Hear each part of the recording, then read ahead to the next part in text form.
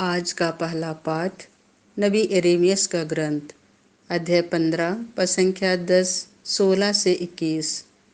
मेरी पीड़ा का अंत क्यों नहीं होता? यदि तुम अपने शब्द वापस लोगे तो फिर मेरी सेवा करोगे।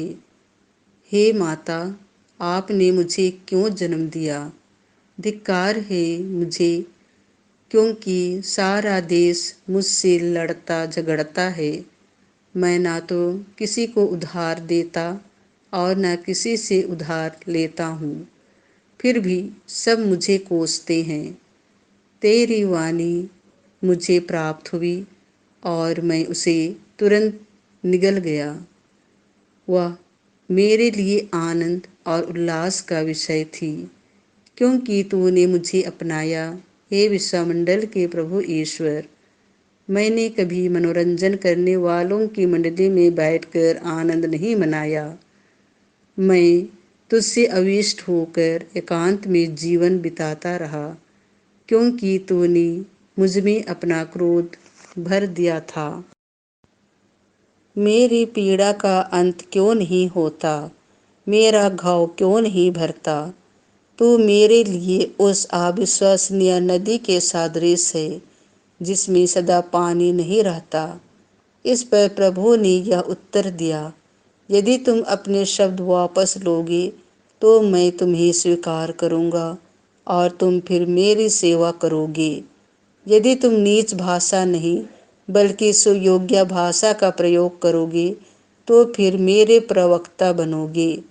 वे लोग फिर तुम्हारे पास आएंगे। तुमको उनके पास नहीं जाना है। मैं तुमको उस प्रजा के लिए कांसे की अजाई दीवार बनाऊंगा। वे तुम पर आक्रमण करेंगे, किंतु तुम्हारे विरोध कुछ नहीं कर पाएंगे, क्योंकि मैं तुम्हारे साथ रहकर तुम्हारी सहायता और रक्षा करूंगा। यह प्रभु की वाणी है।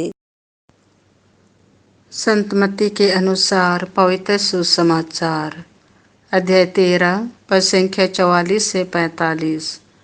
वह सब कुछ बेचकर उस खेत को मोल लेता है।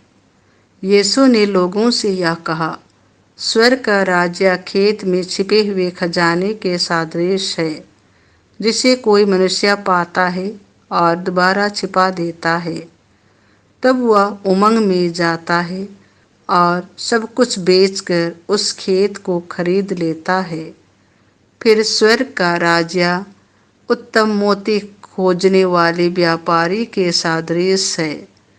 एक बहुमूल्य मोती मिल जाने पर वह जाता है और अपना सब कुछ बेचकर उस मोती को मोल लेता है। यह प्रभु का सुसमाचार है।